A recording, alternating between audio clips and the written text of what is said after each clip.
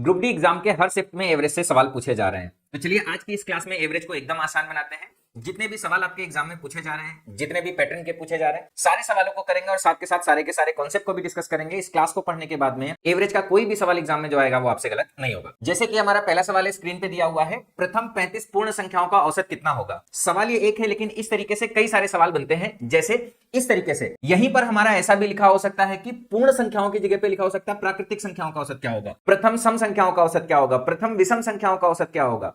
तो हर सवाल के लिए आपको सबसे पहले सबका कॉन्सेप्ट मालूम होना चाहिए। अगर प्राकृतिक संख्याएं लिखी हैं तो प्राकृतिक संख्याओं के लिए दो चीजें होती हैं, एक तो आपको योग निकालना भी आना चाहिए, दूसरा आपको औसत निकालना भी आना चाहिए।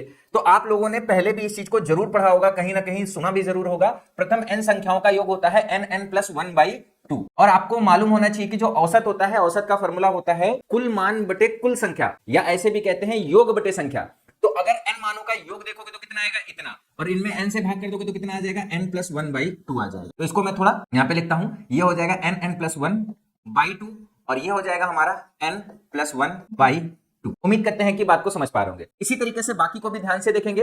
अगर n सम प्राकृतिक संख्याओं के योग की बात करेगा तो ये होता है n+1, और अगर इसमें n से भाग कर देंगे तो हमारा औसत आ जाएगा, कितना आ जाएगा, n+1। ये क्या है, n सम प्राकृतिक संख्याओं का औसत है। इसी तरीके से अगर सम की जगह पे विषम हो जाए तो इसका योग होता है n², और अगर इसमें n से भाग कर दे तो औसत आ जाता है n। इसी तरीके से अगर पूर्ण संख्याओं की बात करें तो इसका पहले औसत देखो, औसत होता है n-1/2, और इसमें n का गुणा कर देंगे तो हो जाएगा n-1/2। तो ये सारे के सारे फॉर्मूले एग्जाम पॉइंट ऑफ व्यू से बहुत ज्यादा इंपॉर्टेंट है, सभी को आप नोट कर लोगे। और दो चार सवालों को मैं एक्सप्लेन भी कर देता हूं।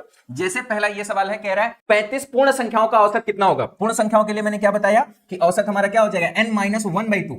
n कितना है, 35, 35 में 1 घटाओगे कितना आ जाएगा, 34, 34 बटे 2 करोगे कितना आ जाएगा, 17। अब बच्चे ध्यान नहीं देते, मैं बताऊं बच्चे इस सवाल में गलती क्या करते हैं। बच्चे इस सवाल में ये वाला फॉर्मूला लगा देते हैं और आंसर क्या निकाल देते हैं, 36 बटे 2 18, और ये क्या हो जाता है, गलत हो जाता है। अगर आपने इस सवाल को देखा होगा तो आपके भी दिमाग में सबसे पहले यही आंसर आया होगा, लेकिन ये आंसर इस सवाल का उत्तर नहीं है। इस सवाल का सही उत्तर क्या है, 17। बाकी जैसे अगर कभी पूछा जाए कि 35, इसी में अगर पूछा जाए क्या सम संख्याओं का औसत तो कितना हो जाएगा, 36 हो जाएगा। अगर पूछा जाए विषम संख्याओं का औसत कितना हो जाएगा तो कितना हो जाएगा, 35 हो जाएगा। अगर पूछा जाए प्राकृतिक संख्याओं का औसत कितना हो जाएगा तो प्राकृतिक के लिए औसत अभी मैंने बताया कितना हो जाएगा, 18 हो जाएगा। तो उम्मीद करते हैं कि सारी की सारी बातों को एकदम अच्छे से समझ गए होंगे।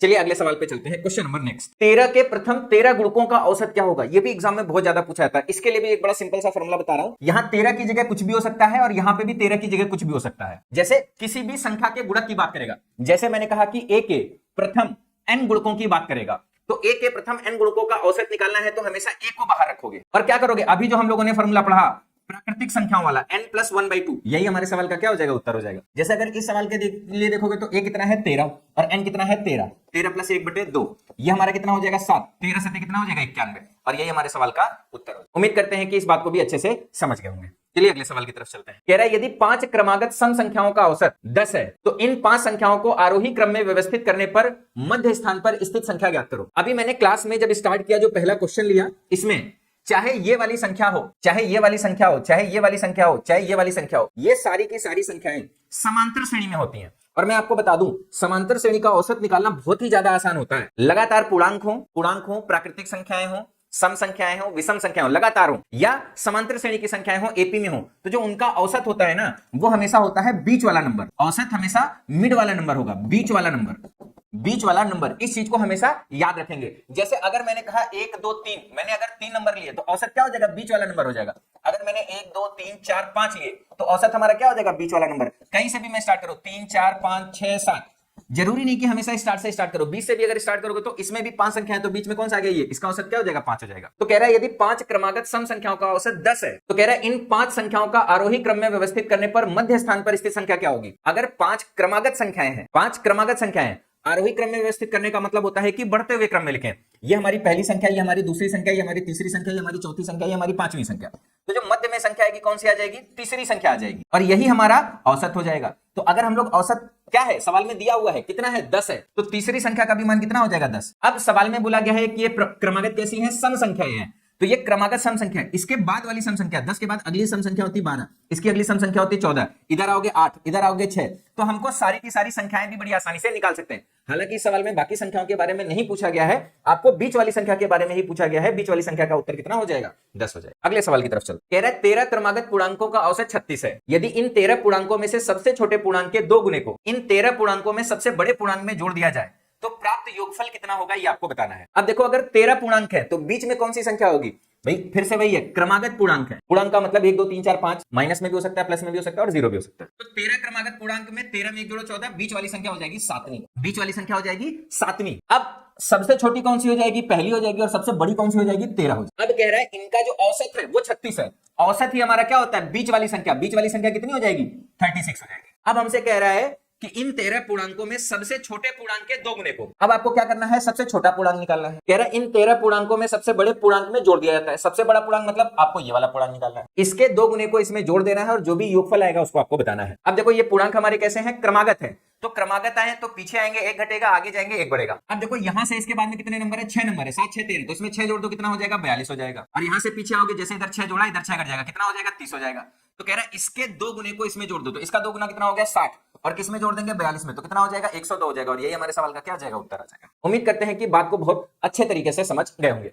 अगर किसी बच्चे को ये चीज नहीं क्लियर हुई तो आप ऐसे भी समझ सकते हो, 1 2 3 4 5 6 7। अब देखो, 7 से 1 पर आने के लिए कितना घटाना पड़ेगा? 7 से 1 पर आने के लिए 6 घटाओगे तभी तो आएगा, अगर लगातार है तो वही किया भाई। जो भी नंबर यहां है, अगर ये 7वें नंबर पे है और सब एक एक नंबर आगे बढ़ रहे हैं, पहला नंबर निकालना है तो 6 घटाना पड़ेगा। 6 घटा दिया, आगे 6 जाने के लिए 6 जोड़ना पड़ेगा। उम्मीद करते हैं कि बात को अच्छी तरीके से समझ गए होंगे। चलिए अगले सवाल पे चलते। कह रहा है 70 मानों का औसत 40 है। यदि प्रत्येक मान को 20 से गुणा किया जाए तो कह रहा है परिवर्तित औसत क्या होगा? अब देखो, इसमें 3 से 4 तरीके के सवाल बन सकते हैं। क्या सवाल बन सकते हैं? कि प्रत्येक संख्या को 20 से जोड़ दिया जाए, मतलब प्रत्येक संख्या में 20 जोड़ दिया जाए, प्रत्येक संख्या में 20 घटा दिया जाए, प्रत्येक संख्या में 20 का गुणा कर दिया जाए, प्रत्येक संख्या में 20 से भाग कर दिया जाए। मैं आपको बता दूं, इस चीज को आप बहुत अच्छे से समझ लो।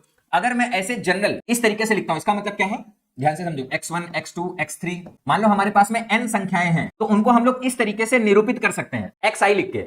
i का मतलब 1 2 3 4 5 6 7 8 9, कहां तक है? n तक है। तो इतनी सारी संख्याओं को शॉर्ट में इस तरीके से हम लोग निरूपित कर सकते हैं। अब अगर मैं कहूं कि इन संख्याओं का जो हमारा औसत है वो हमारा a है, और मैं क्या कहूं कि अगर मैं प्रत्येक संख्या में कुछ गुणा करना चाह रहा हूं या प्रत्येक संख्या में मैं कुछ जोड़ना चाह रहा हूं, तो उसको मैं कैसे कह सकता हूं? अगर जैसे मैंने कहा कि प्रत्येक संख्या में मैं a स्मॉल a गुणा कर रहा हूं, तो मैं इसको इस तरीके से, यहां पे भी a का गुणा करो, यहां पे भी a का गुणा करो, यहां पे भी a का गुणा करो, यहां पे भी, तो मैं इसको इस तरीके से लिख सकता हूं axi।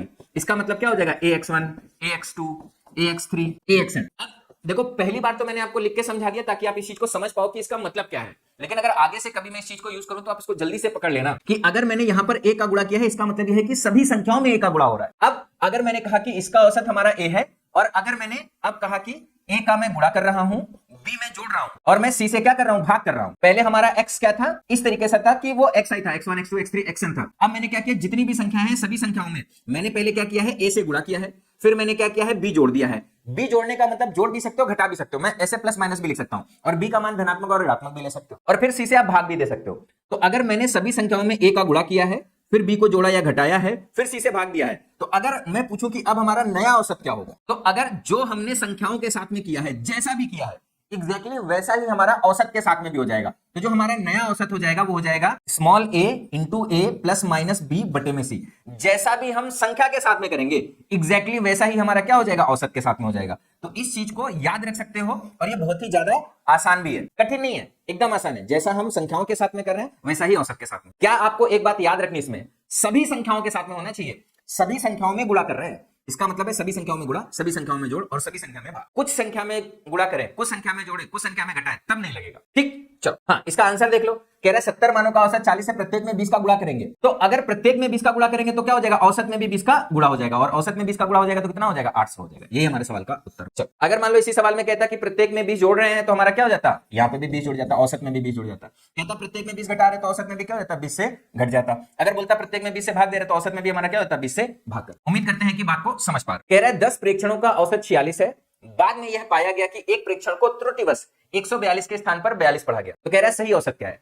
कभी अगर ऐसा हो कि हम औसत निकाल रहे हैं, गुणा भाग कर रहे हैं, और गलती हो जाए हमसे, किसी एक नंबर को हम गलत लिख ले और हमारा गलत औसत आ जाए, तो उसको सही कैसे करेंगे? एक तो ऐसा हो सकता है गलत हो सकता है, या ऐसा हो सकता है कि हमने एक बार कुछ नंबर लिखे, उससे औसत निकाला, और बाद में हम चाहते हैं कि जो एक नंबर लिखा है उसको बदल दें, और फिर जो हमारा नया औसत है वो आसानी से निकल जाए। तो हमेशा एक बात याद रखना, नया औसत या सही औसत, सही की जगह नया औसत भी लिख सकते हो। सही औसत होता है गलत औसत प्लस सही माइनस गलत बटे में n, जहां पे n हमारा क्या होता है, जितनी भी हमारी संख्याएं हैं वो n, और ये जो इतना हिस्सा मैंने लिखा है इसी को हम लोग बोलते हैं औसत में बदलाव या औसत में परिवर्तन। कई बार आपको एग्जाम में सिर्फ इससे भी सवाल मिल जाएगा और कई बार आपको पूरे से सवाल मिलेगा। अगर मान लो यहाँ पे गलत की जगह पुराना औसत और नया औसत करना है, मान लो पहले कोई औसत है और उसको बदल के नया औसत करना है, यहाँ पे पुराना हो जाएगा, यहाँ पे नया, तो यहाँ पे भी नया और यहाँ पे भी पुराना। अच्छा, इस पे डिपेंड करेगा, अगर ये हमारा बड़ा है ये हमारा छोटा है तो क्या होगा, गलत औसत में कुछ जुड़ के हमारा सही औसत आएगा, मतलब सही औसत बढ़ जाएगा। अगर मान लो ये मान हमारा ऋणात्मक आता तो घट जाएगा। चिन्ह के साथ अपने को इस वैल्यू को लेना है। अब देखो सवाल में आपको यह भी समझना है कि कौन सही है कौन गलत है। कह रहा है त्रुटिवश 142 के स्थान पर 42 पढ़ा गया है। क्या पढ़ा गया है, 42। अगर ये पढ़ा गया है तो इसी का यूज करके औसत निकाला गया है। क्या है ये, और ये कैसे हुआ है, गलती से हुआ है, तो ये हमारा गलत मान हो गया और ये हमारा गलत औसत हो गया, और ये हमारा होना चाहिए था, तो ये हमारा क्या है, सही है। सबसे पहले तो आपको यही समझ में आना चाहिए कि सही क्या है गलत क्या है। अगर आप सही गलत ही नहीं बता पाओगे तो आपका आंसर भी गलत हो सकता है। तो अब हमको सब मालूम चल गया कि सही क्या है गलत क्या है, तो हमने फॉर्मूला लगा दिया। अगर हम गलत औसत की बात करें तो 46 है, सही मान की बात करें तो 142 है, गलत मान की बात करें तो 42 है, और टोटल संख्या कितनी है हमारी 10। 142 में से 42 घटाओगे 100, 100 में 10 से भाग करोगे कितना आ जाएगा, 10 आ जाएगा, और 46 में 10 जोड़ दोगे कितना आ जाएगा, 56। यही हमारे सवाल का क्या हो जाएगा उत्तर। उम्मीद करते हैं बात को अच्छे से समझ गए। अगला सवाल देखिए, कह रहा है रेणु के एक अंक गलत तरीके से 9 की जगह 99 दर्ज किए गए। 9 की जगह 99 हो गया, 9 होना चाहिए था और 99 लिख गया है, ये होना चाहिए था, मतलब ये हमारा क्या है, सही है, और ये हमारा क्या है, गलत है। इस त्रुटि के कारण कक्षा के औसत अंक वास्तविक औसत अंक से 2.25 अधिक थे। अब क्या है कि देखो कम पढ़ना था, ज्यादा पढ़ लेंगे, अगर ज्यादा पढ़ लेंगे तो औसत भी हमारा बढ़ जाएगा। वही कह रहा है कि औसत हमारा बढ़ गया। ये जो औसत बढ़ गया है ना, ये क्या है, यहाँ पे देखो ना, अब इसको हम लोग क्या बोलेंगे, ये जो नंबर आ रहा है ना 10, यही हमारा औसत में बढ़ोतरी है। पहले औसत कितना था, 46, औसत कितना बढ़ गया है, 10 बढ़ गया है, बढ़ के कितना हो गया, 56। तो यही जो औसत में बदलाव है, यही हमारा औसत बढ़ेगा या घटेगा। तो कहने का मतलब यह है कि इस सवाल में हमको क्या दे रखा है, औसत में बदलाव दे रखा है, और औसत में बदलाव कितना है, 2.25 है, और ये कैसे निकलेगा, जो दो मान है उनका अंतर बटे n।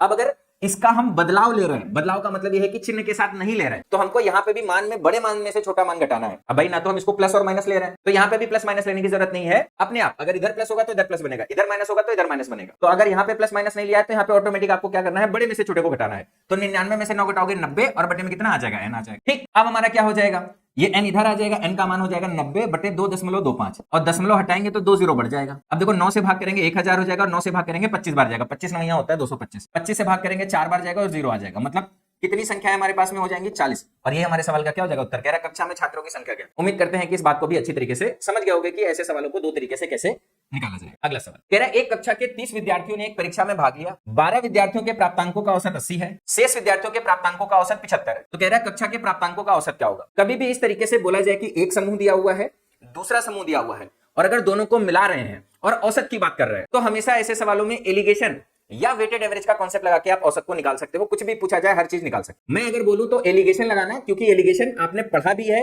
और एलिगेशन से ऐसे जितने भी सवाल होते हैं सारे के सारे सवाल सॉल्व हो जाते हैं, चाहे वो औसत के हों, चाहे वो लाभ हानि के हों, चाहे वो परसेंटेज के हों, चाहे वो ब्याज के हों, कैसे भी सवालों सब में एलिगेशन लग जाता है। तो ऐसे सवालों में एलिगेशन लगाओगे तो जल्दी आएगा। अब एलिगेशन कैसे लगाओगे ध्यान से समझना। जब भी हम औसत की बात करते हैं तो जो हमारी संख्याएं होती है ना, हमको संख्याओं की जरूरत नहीं है, अगर संख्याओं का अनुपात भी रहेगा तो भी हमारा काम चलेगा। जैसे यहाँ पे 30 विद्यार्थी है और 12 विद्यार्थियों का औसत 80 है, और शेष विद्यार्थी जो शेष हो गए कितने हो गए, 30 में से 12 घटा दोगे कितने हो गए, 18 हो गए, और इन 18 का औसत कितना है, 75 है। तो एक जगह पे 12 विद्यार्थी हैं जिनका औसत दिया हुआ है 80 है, एक जगह पे 18 विद्यार्थी हैं जिनका औसत दिया हुआ है 75 है।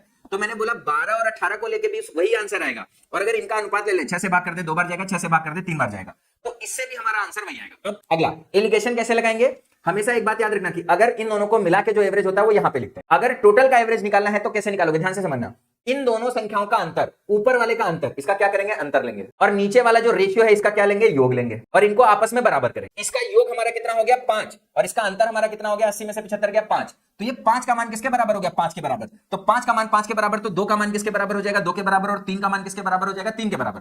अगर यहीं पर 5 का मान 10 के बराबर आता तो 1 का मान 2, 2 का मान 4, 3 का मान 6 लिख देते। अब देखो कैसे निकालेंगे ये वाला नंबर, इसको यूज करके भी निकाल सकते हैं और इसको भी यूज करके निकाल सकते हैं। दोनों में से कोई एक भी मिल जाएगा तो भी हमारा काम हो जाता है। ये नंबर हमेशा इन दोनों के बीच में आएगा। बीच में आएगा का मतलब ये है कि अगर ये बड़ा है ये छोटा है तो ये वाला इससे छोटा होगा। अब ये छोटा है ये बड़ा है, तो आगे बढ़ेंगे तो बढ़ेगा, मतलब छोटे से बड़े की तरफ जाएंगे तो बढ़ेगा, और बड़े से छोटे की तरफ जाएंगे तो घटेगा। अब अगर इधर से बढ़ेगा तो कितना बढ़ेगा, इतना बढ़ेगा, मतलब 75 हो तो कितना हो जाएगा, 77 हो जाएगा। या ये घटेगा तो कितना घटेगा, इतना घटेगा। 80 में से 3 घटाओगे तो भी कितना आ जाएगा, 77। तो चाहे आप इधर से निकालो चाहे इधर से निकालो, दोनों के केस में आंसर कितना आ जाएगा, 77 आ जाएगा। उम्मीद करते हैं बात को समझ गए होंगे।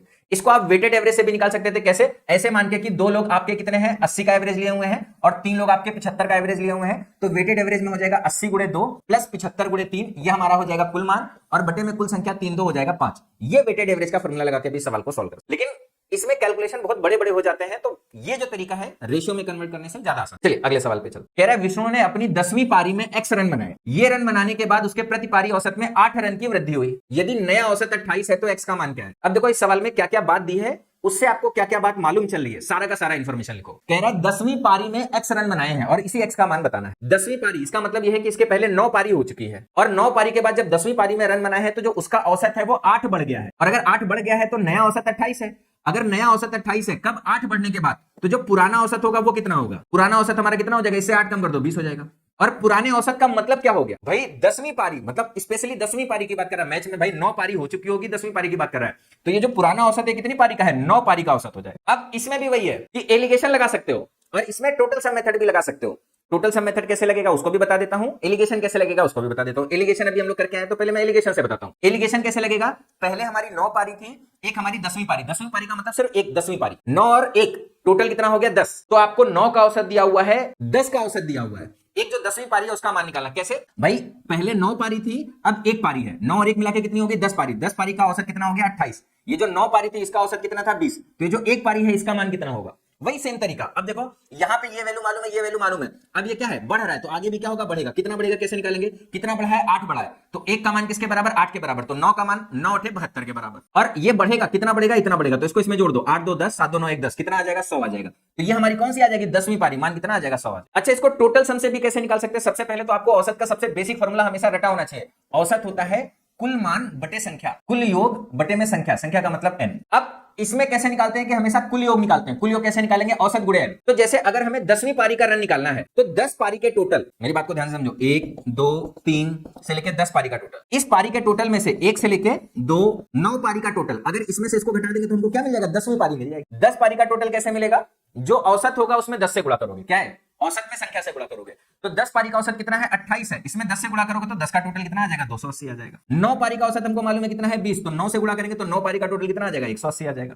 इसमें से इसको घटा देंगे तो 10वीं पारी जो हमारी आ जाएगी कितनी आ जाएगी 280 में से 180 घटा दोगे कितना आ जाएगा 100 आ जाएगा। अच्छा, टोटल सम मेथड कब लगाना है मैं आपको बता दूं, जब भी यहां पर यूनिट डिजिट अलग अलग हो तो टोटल सम मेथड लगाओ और यूनिट डिजिट का कॉन्सेप्ट लगा दो, तुरंत आंसर मिलेगा, मात्र 4-5 सेकंड लगेगा, आपको तुरंत आंसर आ जाएगा। अगर ऑप्शन ऐसे हैं कि इसमें यूनिट डिजिट मैच नहीं कर रहा है, मतलब अलग अलग नहीं है, सब कॉमन यूनिट डिजिट है, जैसे इसमें 0 0 0 है, तो आप टोटल सम मेथड ना लगा के एलिगेशन मेथड लगा दो, आपको आंसर मिल जाए। उम्मीद करते हैं कि बात को समझ पा रहे होंगे। चलिए और सवाल पे चलते हैं। कह रहा 32 पार्सल का औसत वजन 96 किलोग्राम दर्ज किया गया, एक और पार्सल का वजन शामिल किया जाता है तो औसत में 2 किलो की वृद्धि होती है। कह रहे नए पार्सल का वजन बताओ। अब जरूरी नहीं है कि क्रिकेट की बात करें, लोगों की बात करें, पैसे की बात करें, किसी भी तरीके से अगर दो चीजों को मिला रहा है और औसत की बात कर रहा है तो हमेशा एलिगेशन लगेगा। अब कह रहा है पहले हमारे पास में 32 पार्सल थे और अब हम क्या कर रहे हैं एक और पार्सल को मिला रहे हैं, तो 32 और 1 मिलकर कितना हो जाएगा 33। कैसे मिला रहे हैं, एक 32 पार्सल है और एक पार्सल है, टोटल कितने पार्सल हो गए 33 पार्सल हो गए। अब यहाँ पे देखा तो सबका यूनिट डिजिट हमारा क्या है सेम, तो टोटल सम मेथड लगाओ भी नहीं, और डेटा पे भी देखो 32 है, औसत 96 है, 2 बढ़ जाएगा 98 हो जाएगा, 33 हो जाएगा, 33 गुणे 98 32 गुणे 96, कैलकुलेशन थोड़ा बड़ा लग रहा है, तो टोटल सम मेथड नहीं लगाओ, क्या लगाओ एलिगेशन लगाओ। अब 32 पार्सल प्लस एक पार्सल 33 पार्सल, कह रहा 32 का औसत हमारा कितना था 96 था, इसको जोड़ लिया है तो औसत में 2 केजी की क्या हो गई है वृद्धि हो गई है। 96 था 2 बढ़ जाएगा कितना हो जाएगा 98 हो जाएगा। कौन सा मान निकालना है, एक जो नया पार्सल है इसका वजन निकालना है कि कितना है। फिर से वही कॉन्सेप्ट, 98 से 98 कितना बढ़ रहा है 2 बढ़ रहा है, एक का मान 2 के बराबर तो 32 का मान 64 के बराबर। अब ये बढ़ रहा है तो आगे और बढ़ेगा, कितना बढ़ेगा इतना बढ़ेगा, 8 4 12 9 6 15 1 16 कितना हो जाएगा 162। तो जो हमारा एक और पार्सल आया है उसका जो वजन हो जाएगा कितना हो जाएगा 162 किलोग्राम हो जाएगा, और यही हमारे सवाल का उत्तर है। उम्मीद करते हैं कि इस बात को समझ पा रहे होंगे। कभी कभी इसमें ऐसा भी आ जाता है कि अगर एक पार्सल निकाल दे तो औसत वजन इतना आ जाए, तो मेरी बात को ध्यान से समझना, तब कैसे करेंगे। अगर मान लो 32 में से ऐसा कहे कि एक पार्सल निकालना है, एक पार्सल जोड़ने वाला तो समझ में आ गया कि कितना हो गया। अच्छा, अगर 32 में से एक पार्सल निकाल दोगे तो कितना पार्सल बचेगा 31 पार्सल बचेगा। तो आपको क्या करना है, अब जो आप कॉन्सेप्ट लगाओगे वो क्या करोगे, 31 में वापस से एक जोड़ोगे तो क्या मिलेगा 32 मिलेगा, और यहाँ पे रेशियो क्या बन जाएगा 31 और 1 का। अगर ऐसा सवाल देगा कि 32 में से एक निकाल रहे हैं तो एलिगेशन किसमें लगेगा, ये जो 31 बचा है इसका औसत, और ये जो 1 है निकाला गया है उसका मान, और टोटल 32 का औसत, और यहां 1 और 31 को मिला दो, ये हमारा कॉन्सेप्ट लग जाएगा कि अगर हम एक निकाल रहे हैं। जोड़ने वाला मैंने आपको समझाया, ठीक। चलो अगला कह रहा है किसी समूह में पुरुष महिलाएं और बच्चे शामिल हैं, यदि उनमें से 40% पुरुष हैं 35% महिलाएं हैं और शेष बच्चे हैं और उनका औसत वजन 70 किलोग्राम 60 किलोग्राम और 30 किलोग्राम है, तो उस समूह का औसत वर्ज नहीं औसत वजन कितना होगा। औसत वजन कितना है, ग्राम में किलोग्राम में, ग्राम में किलोग्राम में, आपको बताना है कि कितना होगा। देखो कैसे निकालेंगे, अब दो में तो बड़ी आसानी से एलिगेशन लग जाएगा, लेकिन यहाँ पे आदमी है, औरत है, बच्चे हैं, तीन हो गए। तो तीन हो गए तो या तो वेटेड एवरेज का कॉन्सेप्ट लगा दो, या तो एवरेज को हमेशा समझो, एवरेज हमारा होता है बराबर बराबर डिस्ट्रीब्यूशन, बराबर बराबर बांटना। कैसे बराबर बराबर बांटेंगे, ध्यान से इस सवाल को देखो तो हमेशा आगे वाले सवालों के लिए आपको लॉजिक समझ में आ जाएगा। अब मैंने आपको बोला 40% पुरुष है, 35% महिलाएं और बाकी बच्चे हैं, तो या तो हमको संख्या रहे तो भी हमारा काम चल जाता है, या संख्या का रेशियो रहे तो भी काम चल जाता है। तो अगर आदमी हमारे पास में कितने हैं 40% है, महिलाएं हमारे पास में कितनी है 35% है, मान लो टोटल कितने 100, तो आदमी 40 महिलाएं 35, टोटल कितने हो गए 75, तो कितने बच गए 25। ये हमारे बच्चे हो गए, ये आदमी हो गए, ये औरतें हो गई और ये हमारे बच्चे हो गए। अब हमको इससे भी काम चल जाएगा, या इनको 5 से भाग कर दो, ये 8 बार जाएगा, 5 से भाग कर दो, ये 7 बार जाएगा, 5 से भाग कर दो, ये 5 बार जाएगा, इनसे भी काम चल जाएगा, इससे भी आंसर हमारा वही आएगा। अब कह रहे थे जो इनका औसत वजन है 70 किलोग्राम है, इनका औसत वजन 60 किलोग्राम है, इनका औसत वजन 30 किलोग्राम है, तो समूह का औसत वजन कितना होगा। वेटेड एवरेज लगा सकते हो 70 गुणे 8 प्लस 60 गुणे 7 प्लस 30 गुणे 5, और बटे में कितना हो जाएगा, सबको जोड़ दोगे 7 5 12 8 20, इससे भी आपका आंसर आ जाएगा। कोई दिक्कत की बात नहीं है, बहुत आसानी से 10 से सभी में भाग चला जाएगा, यहां से भाग कर दोगे आंसर आ जाएगा, कठिन नहीं है। लेकिन मैं आपको बता रहा हूं इससे भी आसान तरीका है, अगर यहीं पर ये नंबर और कठिन हो जाए तो ये तरीका और कठिन हो जाएगा। दूसरा तरीका आसान क्या है, बराबर बराबर बांटना। हमको क्या करना है कि 8 लोग यहाँ है, 7 लोग यहाँ है, 5 लोग यहाँ है, टोटल कितने लोग हैं 20 लोग हैं, 20 लोग में इस पैसे को बराबर बराबर बांटना है। अभी क्या है कि इन 8 लोगों के पास में 70-70 है, सभी के पास में 70-70 है, यहाँ पे सभी के पास 60-60 है, यहाँ पे सभी के पास 30-30 है। तो बराबर बराबर बांटने के लिए आप क्या करोगे कि सबसे पहले पूरा सबसे पैसा इकट्ठा कर लिया, ऐसे अपने पास में रख लिया। अब अपने मन से कोई एक मान देखो जो सबको पकड़ा दो, और वो कैसे डिसाइड करोगे, जो हमारे ऑप्शन में लिखा होगा उसके पास, जैसे ये भी 50 के पास है, ये भी 50 के पास है, 50 के पास है, तो एक काम करते हैं सबको 50-50 बांट देते, अपने से सबको 50-50 बांट देंगे। तो मैंने माना कि मैंने सबको 50-50 दे दिया। अब अगर सबको 50-50 दिया है तो या तो हमारे किसी के पास में ज्यादा हो जाएगा या किसी के पास में कम हो जाएगा। तो हमको ये देख लेना है कि ओवरऑल अगर हम सबको 50-50 बांट रहे हैं तो हमारे पास में एक्स्ट्रा बच रहा है या हमारे पास में कमी हो जा रही है। अगर हमारे पास में कुछ एक्स्ट्रा बच जाएगा तो जो बचा होगा उसको फिर से सब में बराबर बराबर बांट देंगे। अगर हमारे पास में कुछ कमी हो जाएगी तो सबसे बराबर बराबर निकाल। कैसे, अब देखो यहाँ पे क्या है, हर आदमी के पास 70 था, मैंने 50 दिया, तो हर आदमी के पास में अभी 20 बचा हुआ है, और ऐसे कितने लोग हैं 8 लोग हैं, तो 20 अट्ठे 160, 160 हमारे पास में अधिक हो गया है, तो इसको प्लस के साथ लिखोगे। फिर यहाँ पे क्या है, हर आदमी के पास 60 था, हमने 50 दिया है, तो अभी भी हर आदमी के पास में 10 बचा हुआ है, ऐसे कितने लोग हैं 7 लोग हैं, तो अभी कितना हमारे पास में एक्स्ट्रा है 70, 10 अट्ठे 70। यहाँ पे क्या है कि 50 दिया है, 30 था, तो इन लोगों के पास में 20 की कमी है, 20 सबके पास में कम है, और ऐसे कितने लोग हैं 5 लोग हैं, तो यहाँ पे कितना कम है 100 कम है। अब क्या करेंगे, यहाँ पे इतना ज्यादा है, यहाँ पे इतना ज्यादा है, यहाँ पे इतना कम है, अगर हम ओवरऑल देखें कि कितना ज्यादा है कितना कम है, तो ये हमारा हो गया 230, सॉरी हाँ 230 हो गया, और ये 100, 230 में से 100 घटाएंगे तो कितना बचेगा 130 बच जाएगा। ये अभी भी हमारे पास में इतना एक्स्ट्रा है, तो इसी इतने एक्स्ट्रा को हम क्या करेंगे सभी लोगों में बराबर बराबर बांट देंगे। कितने लोग हैं 20 लोग हैं, बांट दिया, 0 से 0 घटा 2 से भाग करेंगे कितनी बढ़ जाएगा 6.5, और 50 में 6.5, ये प्लस है ना तो प्लस आ जाएगा। अगर ये टोटल माइनस आता तो माइनस कर देते, तो 56.5, यही हमारे सवाल का क्या हो जाएगा उत्तर हो जाएगा। और ये सारे के सारे वजन किसमें है, किलोग्राम में है, तो हमारा आंसर भी किसमें आ जाएगा, किलोग्राम में आ जाएगा। ध्यान देना, पता चले ग्राम में आंसर टिक ना कर देना, या सब कुछ सही आखिरी में आंसर गलत टिक कर। एक और सवाल कह रहा है, क्रम में व्यवस्थित 11 संख्याओं का औसत 41 है, पहली 5 संख्याओं का औसत 18 है, और अंतिम 5 संख्याओं का औसत 64 है। तो कह रहा है छठी संख्या बताओ। अब देखो 11 संख्याएं हैं, 5 संख्या एक तरफ अलग कर रहा है, 5 संख्या एक तरफ अलग कर रहा है, और बीच वाली संख्या का मान पूछ रहा है। कैसे, ध्यान से समझो। ये 11 संख्याओं का औसत दे रखा है, इधर 5 संख्या हो गई, इधर 5 संख्या हो गई, और बीच में छठी संख्या। अच्छा, इसी में एक और अलग तरीके से भी सवाल दे देता है, कभी कभी यहाँ पे 6 संख्या है, यहाँ पे 6 संख्या और यहाँ पे छठी संख्या पूछ लेते, ऐसे भी दे देता है। दोनों का कॉन्सेप्ट मैं समझा देता हूँ। अगर कभी भी ऐसे दिया जाए तो आप इसमें डेविएशन मेथड भी लगा सकते हो। जिन भी बच्चों को डेविएशन मेथड मालूम है उनको हमको समझाने की भी जरूरत नहीं होगी कि क्या कॉन्सेप्ट लगाना है, वो इतने समझदार होंगे कि वो लगा लेंगे। लेकिन वो बच्चे जिनको इसका कॉन्सेप्ट नहीं मालूम है, अगर आज की क्लास में मैं डेविएशन सिखाऊंगा तो हो सकता है कि उनको उतना आसानी से समझ में ना आए। तो इसका एक और शॉर्टकट मेथड है, ज्यादातर क्या मैं आपको बताऊं 100% सवालों में लग जाता है, कभी गलत नहीं होता। पहली बात तो ये कि सबसे पहले तो ऑप्शन चेक करो, ऑप्शन में अगर सभी के यूनिट डिजिट अलग अलग है, तो मैंने आपको बताया कि टोटल सम मेथड क्या होता है कि सवाल को एकदम आसान बना दे। तो टोटल सम मेथड इसमें लगा दो, टोटल सम मेथड लगाओ, यूनिट डिजिट चेक करो, आंसर टिक करो, आगे बढ़ो। ये कॉन्सेप्ट सबसे बेस्ट है। टोटल सम मेथड कैसे लगेगा, अब देखो यहाँ पर 5 संख्याएं हैं, यहाँ पर 5 संख्याएं, टोटल कितनी हो गई 10 संख्याएं। यहाँ पर कितनी संख्या है 11 संख्या है, तो एक जो बची संख्या है 10 के अलावा एक जो बची संख्या है वही हमारी कौन सी है, छठवीं संख्या है। तो इस छठवीं संख्या का मान कैसे निकलेगा, 11 के टोटल में से इन 10 का टोटल घटा दो, तो 11 का टोटल कितना हो जाएगा, 11 के औसत में 11 का गुणा करो, 11 संख्या है जिनका औसत कितना 41, तो ये हमारा हो गया 11 का टोटल। और पहले 5 संख्याओं का औसत 18 है, तो पहले 5 का टोटल घटा दिया, फिर आखिरी 5 संख्याओं का औसत 64 है, तो इनका भी टोटल घटा दिया। तो 11 संख्याओं के योग में से 10 संख्याओं का योग घटा दिया, तो हमारा क्या आ जाएगा, बीच वाली संख्या आ जाएगी। अच्छा, अगर यहीं पर 6 संख्याएं, अगर मान लो ऐसा सवाल होता है, यहां पर 6 संख्या, यहां पर 6 संख्या होता, तो क्या करते, 6 और 6 कितना हो गया 12, 12 में से 11 घटाएंगे तब छठी आएगी, तो 6 का एवरेज प्लस अगले 6 का एवरेज, और फिर क्या करते हैं माइनस 11 का एवरेज, और ये हमारी कौन सी संख्या आ जाती है, छठी संख्या आ जाती है। उम्मीद करते हैं बात को समझ पा रहा हूं। अब यहाँ पे सबसे पहले तो यूनिट डिजिट चेक करो, यहाँ पे यूनिट डिजिट 1 आ जाएगा, यहाँ पे यूनिट डिजिट 0, यहाँ पे यूनिट डिजिट 0, और 1 में से 0 हो जाएगा, यूनिट डिजिट कितना आ जाएगा 1। अगर यूनिट डिजिट 1 आ गया तो आंसर हमारा क्या हो जाएगा, डी ऑप्शन। बस यही उत्तर है, इसको टिक करके आगे बढ़ जाओ, आपको आगे कुछ करने की जरूरत नहीं है। बाकी इतना कठिन कैलकुलेशन नहीं है, 18 × 5 = 90, 64 और 5 करोगे तो 32, 320 आ जाएगा। आप चाहो तो 64 और 18 जोड़ के 5 कॉमन ले सकते हो, जैसे मर्जी वैसे कैलकुलेट कर सकते हो, बहुत कठिन कैलकुलेशन नहीं है। उम्मीद करते हैं कि इतना कैलकुलेशन आप कर लेंगे। तो ये एवरेज के सारे बेहतरीन क्वेश्चन का कलेक्शन जो आपके एग्जाम में पूछे जा रहे हैं या पूछे जा सकते हैं, जितने भी तरीके के वेरिएशन आपके एग्जाम में आते हैं, सबको मैंने कवर करने की कोशिश की है और उम्मीद करता हूं कि ये सेशन आपको पसंद आया। अगर सेशन अच्छा लगा है तो वीडियो को लाइक करेंगे और ऐसे बेहतरीन कॉन्सेप्ट के लिए चैनल को जरूर सब्सक्राइब करेंगे। मिलते हैं अपने नेक्स्ट वीडियो में, तब तक के लिए बाय बाय, टेक केयर।